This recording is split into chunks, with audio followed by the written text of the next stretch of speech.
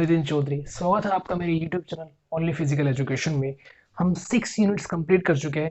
आज हम पढ़ेंगे 7th unit physiology and injuries in sports. Means के हमारा बॉडी का फंक्शंस क्या होता है, फिजियोलॉजी मींस, और खेलों में चोटें।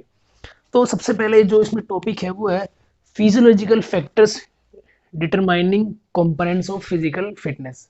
ठीक है, वो कौन कौन से फैक्टर हैं जो फिजिकल फिटनेस को डिटरमाइन करते हैं। ठीक है, तो सबसे पहली चीज कि हमें ये पढ़ना होगा कि फिजिकल फिटनेस के कंपोनेंट्स कौन कौन से होते हैं।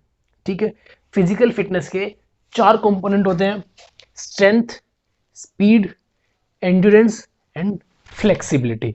ठीक है, ये 4 कंपोनेंट होते हैं फिजिकल फिटनेस के। ये क्वेश्चन ऑब्जेक्टिव में आता है कि फिजिकल फिटनेस के कंपोनेंट्स कौन कौन से होते हैं। इस तरह से क्वेश्चन आएगा, फिजिकल फिटनेस के कंपोनेंट्स कितने होते हैं, 2 3 4 5। आपको याद रखना है कि 4 कंपोनेंट्स होते हैं। ठीक है, या फिर ये आ सकता है क्वेश्चन के इनमें से कौन सा फिजिकल फिटनेस का कंपोनेंट नहीं है, तो उसकी जगह इसमें मसल मसल एंड्योरेंस दे सकता है उसके अंदर। तो मतलब बहुत सारी चीजें हैं जो आपको पढ़नी चाहिए कि स्ट्रेंथ, स्पीड, एंड्योरेंस और फ्लेक्सिबिलिटी, ये इसके 4 चीजें हैं। ये 4 फिजिकल फिटनेस के कंपोनेंट्स होते हैं। अब अब इसके बारे में पढ़ लेते हैं कि कौन कौन से इसे डिटरमिनेंट कौन कौन करता है। ठीक है, अब स्ट्रेंथ है। अब स्ट्रेंथ होता क्या है कि किसी रेसिस्टेंस के अगेंस्ट, ठीक है, किसी रेसिस्टेंस के अगेंस्ट जो हम वर्क करते हैं वो स्ट्रेंथ होती है। मान लीजिए कि मैं, ये दीवार है, दीवार पर मैं पुश कर रहा हूं, मैं जोर लगा रहा हूं, पावर लगा रहा हूं, तो क्या है, वो मेरी स्ट्रेंथ वर्क कर रही है। ठीक है, तो इसके देख लेते हैं, इसके इसके बारे में पढ़ लेते हैं। मसल साइज, अगर जितनी ज्यादा मसल्स का साइज जितना ज्यादा बड़ा होगा, मसल्स का साइज जितना ज्यादा बड़ा होगा, उतनी ही ज्यादा स्ट्रेंथ होगी बॉडी के अंदर। ठीक है, इसीलिए सब लोग जिम जाते हैं, मसल साइज बड़ा करते हैं। क्या होता है, उसकी स्ट्रेंथ उतनी, मसल्स की स्ट्रेंथ उतनी बढ़ जाती है। ठीक है, दूसरा है बॉडी वेट। अगर बॉडी वेट ज्यादा होगा तो नॉर्मल सी बात है कि मसल्स का साइज भी बड़ा होगा। ठीक है, और अगर मसल का साइज बड़ा होगा तो स्ट्रेंथ भी ज्यादा होगी। ठीक है, अब तीसरा है हमारा मसल कंपोजिशन। कंपोजिशन मीन्स कि मसल हमारी किन किन चीजों से मिलकर बनी है। अब हमारी मसल्स के अंदर 2 तरह की मसल्स होती हैं। एक होती है वाइट, एक होती है रेड। ठीक है, जो वाइट होती है ये होती है, इसे बोलते हैं फास्ट ट्विच फाइबर। जो रेड होती है इसे बोलते हैं हम स्लो ट्विच फाइबर या स्लो मसल्स वगैरह बोलते हैं इन्हें। ठीक है, अब होता क्या है, जो ये वाइट मसल्स होती हैं, फास्ट ट्विच फाइबर जो होते हैं, ये बहुत जल्दी एक्टिव हो जाती है। ठीक है, ये बहुत जल्दी एक्टिव हो जाती हैं, और बहुत जल्दी एक्टिव हो जाती है, और बहुत जल्दी ही डाउन भी हो जाती हैं। ठीक है, जो भी स्प्रिंटर होते हैं, मतलब जो तेज दौड़ने वाले होते हैं, 100 मीटर, 200 मीटर, 400 मीटर, ये मसल्स उनमें उनमें होती है। मतलब होती तो सभी में है, लेकिन ये उस टाइम पे एक्टिव होती है ये मसल्स। ठीक है, उनमें ज्यादा ये वाली मसल्स होती हैं। जैसे उसेन बोल्ट है, ठीक है, शॉर्ट शॉर्ट डिस्टेंस के माहिर हैं, स्प्रिंट रेसर है, तो उनके अंदर क्या है, ये वाइट मसल्स ज्यादा है उनके अंदर। तो ये क्या होता है, ये मसल जल्दी एक्टिवेट हो जाती हैं। ठीक है, और लेकिन जल्दी ये डाउन भी हो जाती हैं। ठीक है, उसी तरह इसका उल्टा है, रेड मसल्स फाइबर जो होती है, रेड मसल्स होती है, इन्हें स्लो ट्विच फाइबर भी बोलते हैं। होता है क्या है, ये थोड़ी स्लो होती है, मीन्स कि देर से एक्टिव होती हैं, लेकिन देर से ही डाउन होती है। ठीक है, जैसे मैराथन रेसर होते हैं, मैराथन रेसर क्या होते हैं, 10 metre, 10 kilometre, 20 kilometre, 42 kilometre, 50 kilometre की रेसेस कर रहे हैं। तो ये क्या होता है, ये वाली मसल उसमें हेल्प करती है। ये देर से एक्टिव होती है। ठीक है, और जब एक्टिव होने के बाद ये बहुत देर तक चलती रहती है, और मतलब काफी देर बाद ये इनएक्टिव होती है, मीन्स की तब जाकर ये डाउन होती है। ठीक है, ये थी मसल कंपोजिशन। जो 2 तरह की मसल्स होती है हमारी, व्हाइट और रेड मसल्स फाइबर। ठीक है, अब आते हैं स्पीड। स्पीड क्या होता है कि किसी वर्क को मिनिमम टाइम में करना, किसी भी वर्क को मिनिमम टाइम करना, वो उसकी स्पीड होती है। ठीक है, अब इसके अंदर पढ़ लेते हैं कौन कौन से डिटरमिनेंट फैक्टर्स जो है इसके। एजिलिटी। एजिलिटी क्या होता है कि किसी भी काम को, मीन्स कि मैंने जैसे हम मान लेते हैं एक वो होती है शटल रन। शटल रन में क्या होता है, डिस्टेंस रख दी कुछ 10 मीटर 20 मीटर की हमने डिस्टेंस को रख दिया। अब डिस्टेंस रखने के बाद क्या होता है, यहाँ से जो ऑब्जेक्ट होता है स्टूडेंट होता है वो यहाँ से भागता है, उसे इशारा मिलते ही भागेगा, फिर वापस जाएगा यहाँ से, फिर यहाँ से वापस आएगा, फिर वापस जाएगा, फिर यहाँ से यहाँ पे आएगा।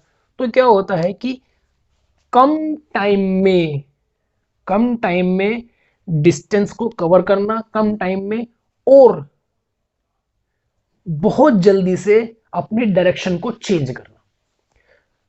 ठीक है, स्पीड तो मेजर होगी इसके अंदर।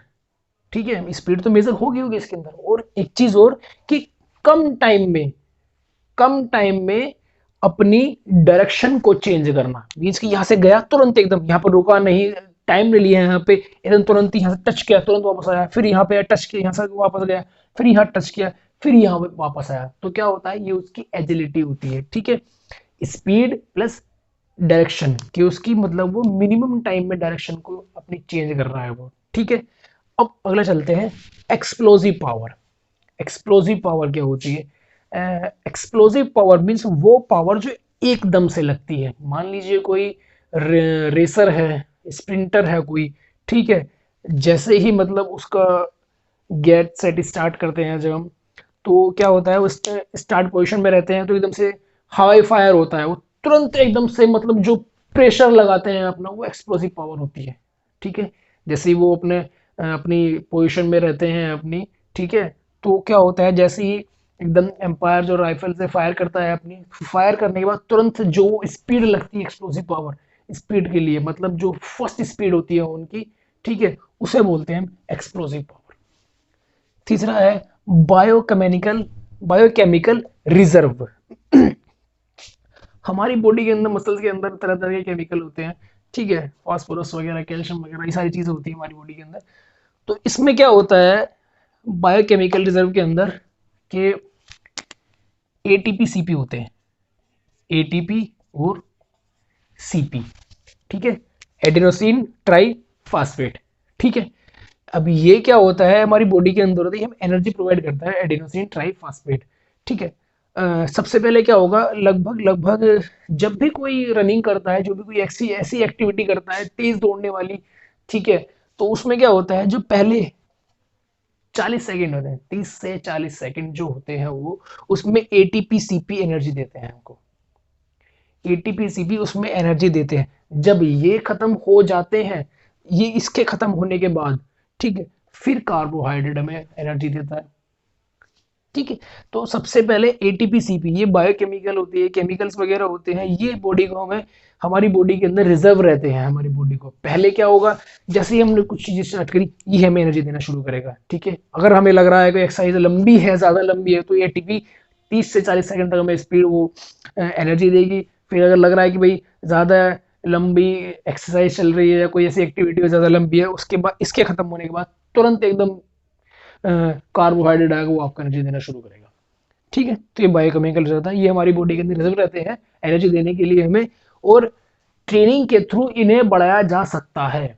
जो अच्छे एथलीट होंगे उनमें जो एटीपी सीपी जो खत्म होगा वो लेट होगा, लेकिन जो अनट्रेंड होंगे वो जल्दी खत्म हो जाएगा, उन्हें फिर उसके बाद कार्बोहाइड्रेट एनर्जी देना शुरू करेगा। ठीक है, अब ये होता है एंड्योरेंस। क्या होता है, थकान की कंडीशन में भी, फैटिक कंडीशन में भी बिना थके किसी चीज को करते रहना, वो हमारा एंड्योरेंस होता है। ठीक है, अब जैसे कोई 10 किलोमीटर की दौड़ है, अब एथलीट दौड़ रहा है, थकान तो फील कर रहा है, लेकिन थकान की कंडीशन में भी वो दौड़ता हुआ जा रहा है, तो वो उसकी एंड्योरेंस पावर है।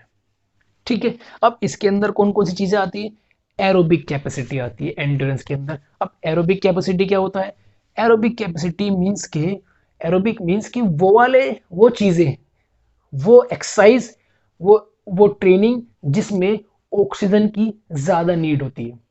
ठीक है, वो चीज जिसके अंदर ऑक्सीजन की ज्यादा नीड होती है, उसे बोलते हैं एरोबिक एक्सरसाइजेज, एरोबिक कैपेसिटी।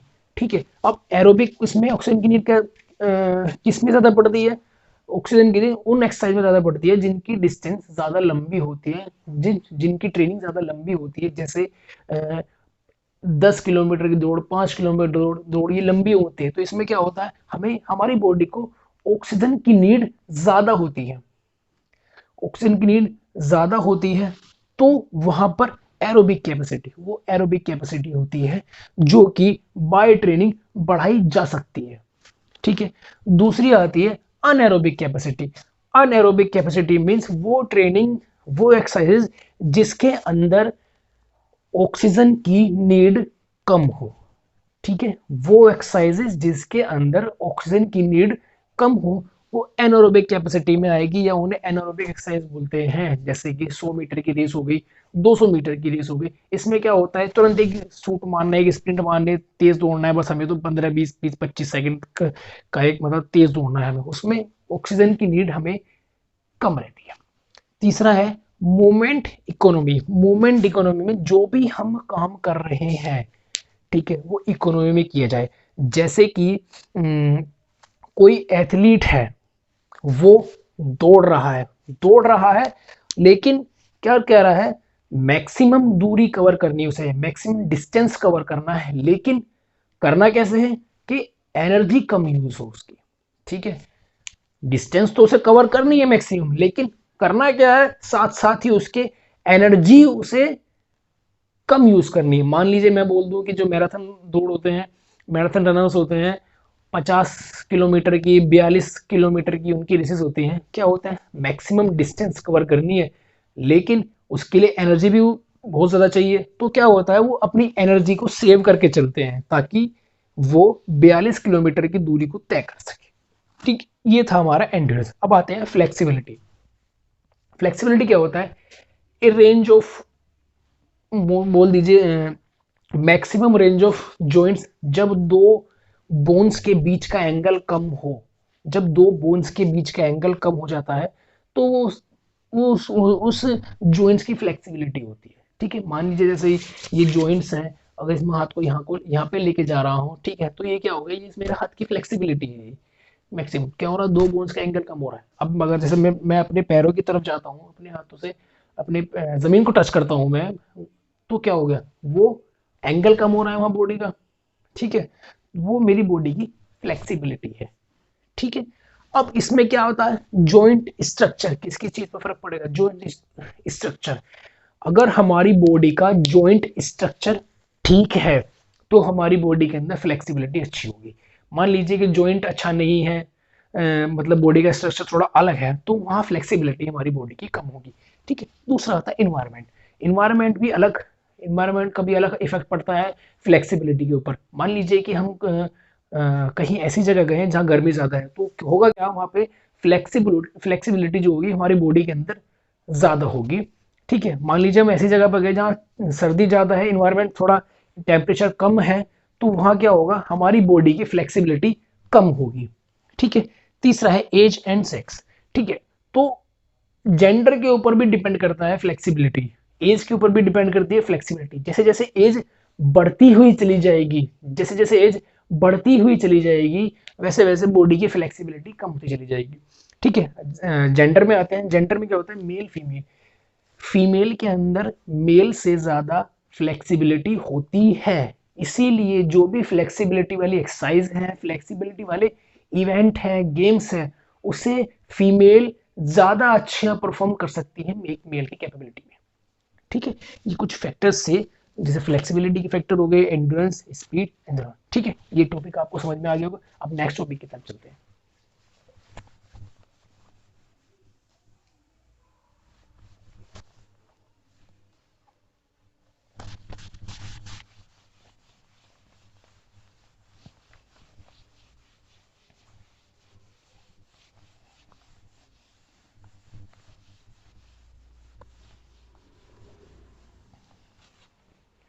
अब नेक्स्ट है हमारा के effect of exercise on cardiovascular system.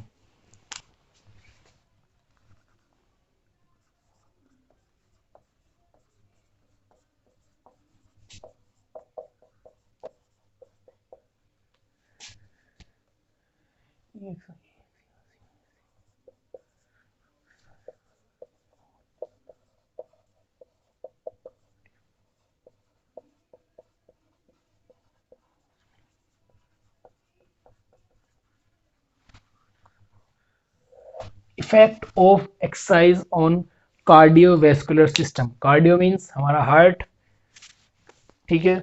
तो क्या होता क्या है कि अगर हम एक्सरसाइज करते हैं तो हमारे कार्डियोवैस्कुलर सिस्टम पे क्या फर्क पड़ता है।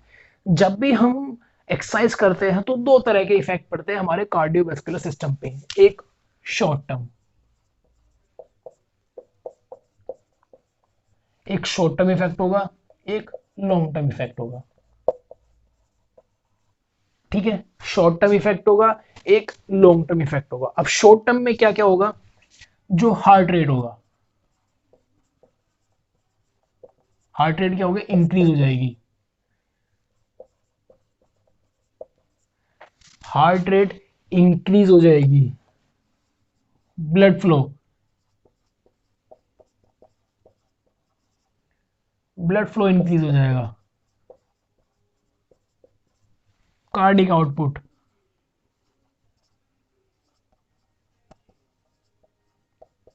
वो इंक्रीज होगा, ठीक है।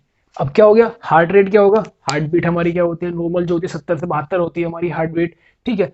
हार्ट बीट क्या होगी, वो तेज हो जाएगी। मीन्स के जो तुरंत देखने को मिलते हैं सर शॉर्ट टर्म इफेक्टों के अंदर, हार्ट बीट हमारी तुरंत, जब हम दौड़ेंगे एक्सरसाइज करेंगे हम, तो क्या होगा, हमारी हार्ट बीट जो है वो तेज हो जाएगी, फास्ट हो जाएगी वो, ठीक है। दूसरा है blood flow.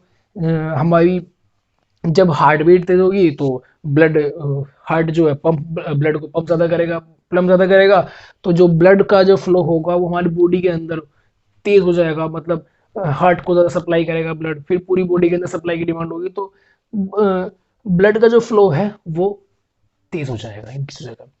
Cardiac output, cardiac output क्या होता है, कार्डिक आउटपुट मीन्स कि हमारे हार्ट के अंदर चार चैम्बर होते हैं, right Oracle, left Oracle, right ventricle, left ventricle, ठीक है। जैसे मैं यहां बना देता हूं, मान लीजिए, ठीक है, right auricle, left auricle, right ventricle, left ventricle, ठीक है।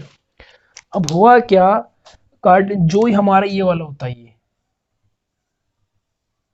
ये लेफ्ट वेंट्रिकल पर मिनट जितना ब्लड फ्लो करता है पर मिनट, हमारा जो ये वाला चैम्बर है, हमारे हार्ट का जो ये वाला चैम्बर है, लेफ्ट वेंट्रिकल पर 1 मिनट में जितना ब्लड फ्लो करता है बाहर यहां से फेंकता है अरोटा में, उसे बोलते हैं कार्डिक आउटपुट, ठीक है।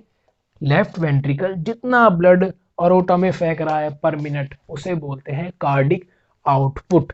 अब कार्डिक आउटपुट का एक फॉर्मूला होता है, कार्डिक आउटपुट का एक फॉर्मूला होता है, cardiac output equals two stroke volume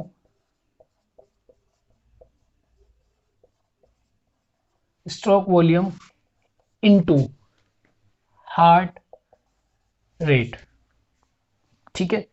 stroke volume into heart rate, मान लीजिए कि 70 लगभग जो होती है। स्ट्रोक वॉल्यूम क्या होता है, स्ट्रोक वॉल्यूम आपको बता दूं कि स्ट्रोक वॉल्यूम क्या होता है कि पर बीट, कार्डिक आउटपुट को समझने के पहले आपको स्ट्रोक वॉल्यूम भी समझना जरूरी है कि स्ट्रोक वॉल्यूम होता क्या है कि हमारा लेफ्ट वेंट्रिकल पर बीट पे, मतलब हार्ट बीट होती है पर बीट, जितना ब्लड फ्लो कर रहा है अरोटा में, जितना ब्लड बाहर फेंक रहा है, उसे बोलते हैं हम स्ट्रोक वॉल्यूम, ठीक है।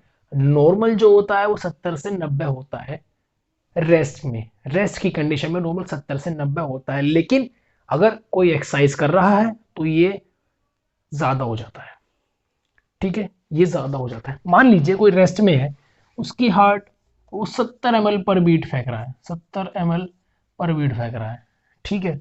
और ठीक है, और पर बीट फेंक रहा है, और हार्ट रेट उसका 70 है, तो कितना हो गया, 4900 ml।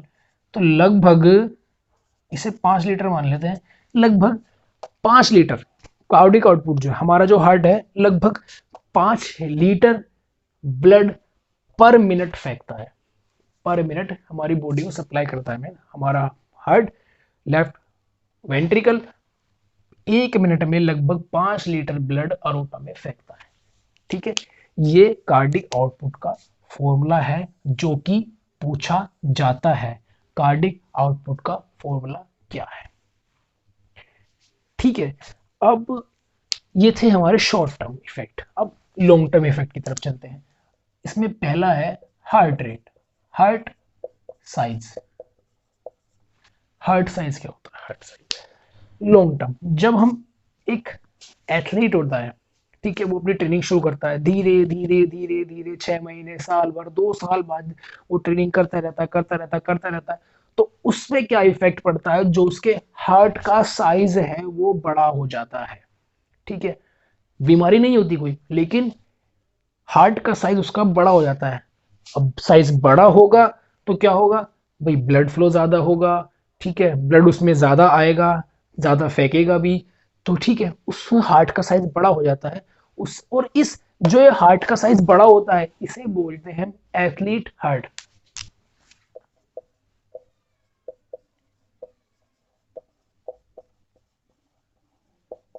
ठीक है, जो ये हार्ट का साइज बड़ा हो जाता है ना, इसे एथलीट हार्ट भी बोलते हैं। ठीक है, second, cardiac output.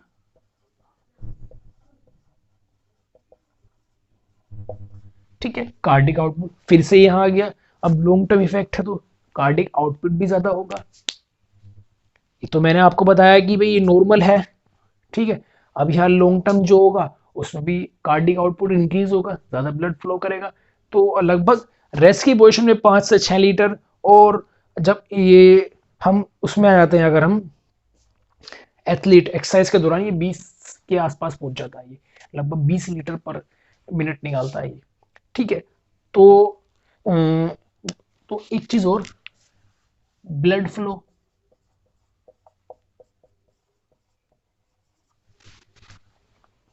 Blood flow भी ज्यादा होगा। ठीक है, तो ये शॉर्ट टर्म इफेक्ट थे, ये लॉन्ग टर्म इफेक्ट थे कार्डियोवेस्कुलर के। अगर हम एक्सरसाइज करते हैं तो एक्सरसाइज के क्या इफेक्ट है हमारे कार्डियोवेस्कुलर सिस्टम पर। ठीक है, तो ये हमारा आज पार्ट 1 की वीडियो थी। अगली जो होगी, अगला पार्ट, कुछ टॉपिक हमारे रह गए हैं, उसे मैं अगली वीडियो में आपके साथ शेयर करूंगा। तो अगर आपको मेरी वीडियो अच्छी लगे, लाइक करें, सब्सक्राइब करें। Thank you.